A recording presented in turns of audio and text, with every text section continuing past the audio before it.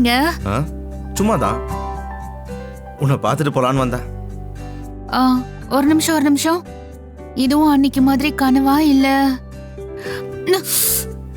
ஏய், என்ன பண்ற? அப்ப இது கனவு இல்லையா? நிஜம்தான்.